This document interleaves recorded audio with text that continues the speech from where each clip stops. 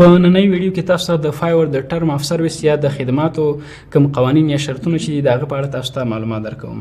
د فایور ټرم اف سرویس ډیر زیات دي. تاسو باید د فایور خپل ویب پاڼې ته راشئ، هغه مطالعه کړئ. خو زه تاسو ته د لنډ د لسو هغه مهمو یادونه کوم د کومو د وجې د تېروتنې د وجې تاسو شاید ستاسو په یوې تېروتنې سره ستاسو اکاونټ بلاک کړي. ستاسو اکاونټ چې بلاک شو، ستاسو چې څومره پیسې دي، پیسې خو معلومات بې ځایه نه دي، پیسې بیرته تاسو درکوي، خو ستاسو ریویو، ستاسو کسټمر، ستاسو چې څومره خواري پکې کړې هغه ټول د منځه ځي. نو دې دپاره زه تاسو ته لس دانې هغه سپارښتنې کوم چې تاسو باید عملي کړئ تر څو په فایور کې تاسو څخه غیر قانوني کار ونشي او ستاسو اکاونټ د بلاک کېدو سبب ونه ګرځي. لومړی دا چې ستاسو ګیګ باید یونیک یا ځانګړی اوسي. ستاسو پیکچر، ستاسو معلومات، ستاسو ډیټیلز، ستاسو ډسکرپشن، ستاسو ګیلري پیکچر، ستاسو هر څه باید دا ځانګړی اوسي، یعنې له بل چا څخه مو کاپي کړي نه اوسي. هر څه باید تاسو خپله د خپل ځان باندې جوړ کړئ او بیا چې دی په خپل ګیګ کې اپلوډ کړئ. دوهم دا دی چې خپل بوایر یا کوم کسټمر چې تاسو ته راځي هغې ته بار بار میسج مه کوئ، هغوی مه تنګوئ، هغه ډسټرب کوئ مه. که چیرې هغوی تاسو ډسټرب کوئ، هغې ته مزاحمت کوئ، هغوی تاسو باندې په فایور د ټیم لخوا راپورټ کوئ چې دا موږ ته مزاحمت کوي، شاید چې ستاسو اکاونټ د بلاک کېدو سبب وګرځي. دریم چې دی هیڅکله هم داسې مه کوئ چې د فایور څخه آوټ سایډ د کمیونیکیشن له یو ریکویسټ له یو چا څخه غوښتنه وکړئ. مثلا د بیلګې په توګه یو کسټمر تا ته راځي، تا ته وایي چې موږ ته پروژه داسې ډیزاین ده، تاسو ورته خپل د وټساپ نمبر استوئ چې احمد ما سره په دې اړیکه باندې نمبر کانټاکټ وکړه، زه به تاسو پروژه چې دی تاسو ته په $100 تاسو ته په $80 ډیزاین کوم. ولې د فایور ټیکس ورکوم، ولې داسې وکړم؟ نه، فایور جوړ شوی د همدې دپاره چې هغوی خپل ټیکس ترلاسه کړي. حتی ایون که تاسو د کانټاکټ لغات هم ولیکئ، هغوی اټو سپیل آرټیفیشل انټیلیجنس ټیکنالوژي څخه هغه کوي ګټه اخلي. تاسو چې کانټاکټ ولیکئ هلته تاسو ته د سی وارننګ راځي، د وارننګ آپشن راځي چې تاسو د فایور نو وارننګ تاسو ته دی که چیرې تاسو دا کار وکړئ د فایور اکاونټ بلاک کېدو سبب ګرځي. نو هېڅکله له چا څخه د فایور څخه بهر له کمیونیکیشن یا اړیکې غوښتنه مه کوئ. هر څه چې دي ستاسو هر څومره پروژې چې ترمنځ وړي باید اړیکه ستاسو په فایور کې وي. د فایور هغه باندې د فایور څخه بهاند بیرون اړیکه له چا سره مه کوئ په فایور د پروژو له لارې. څلورم چې دی همدارنګه څلورم د فایور څخه بهر یا د نورو فریلانسینګ ویب پاڼو کې چې تاسو که چیرې اپورک freelancer.com کې هم نورو ویب پاڼو کې خپل اکاونټ ولرئ، تاسو یو باید تاسو ته راشي چې ما ته دا پروژه پکار، تاسو ورته وایئ چې احمد ما ته پروژه خو به درته وکړم خو په ما ته پیمنټ په freelancer.com کې وکړه یا په upwork.com کې وکړه. داسې کار هم هېڅکله مه کوئ. پنځم، تاسو هریش ورډز یا کوم غیر مؤدبانه لغاتونه چې په فایور کې دي، که هغه ښکنځل دي یا که هغه نورې غیر مؤدبانه لغاتونه دي، خپل کسټمر ته مه استعمالوئ.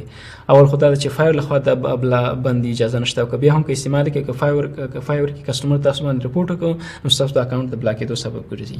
شپږم، انکمپلیټډ آر امپټي ډیلیوري. هېڅکله چې د کوم اډر مو په بشپړه توګه نه کمپلیټ کړئ هغوی ته یې مه ډیلیور کوئ یا هم خالي اډر مه ډیلیور کوئ، ځکه دا خو په دې معنا شو چې تاسو له هغوی سره چل یا دوکه وکړله، نو هېڅکله داسې کار مه کوئ.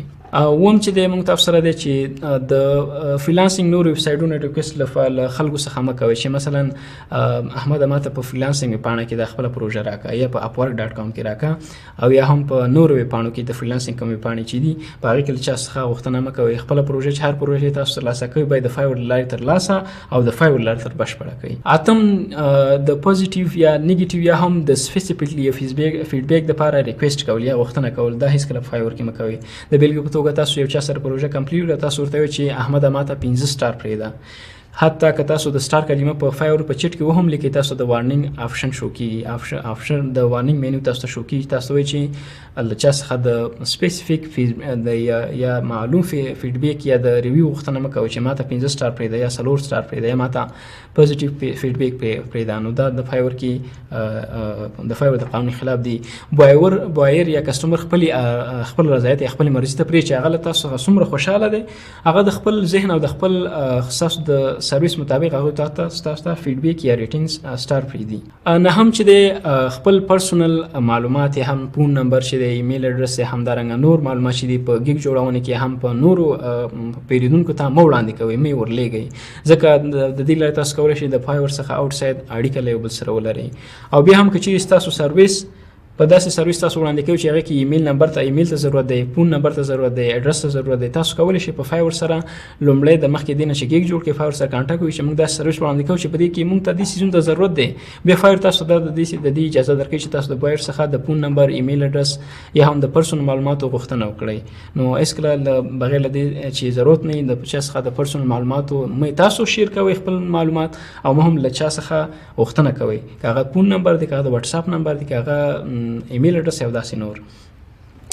لسم چې دی نیور میک ملټیپل اکاونټ.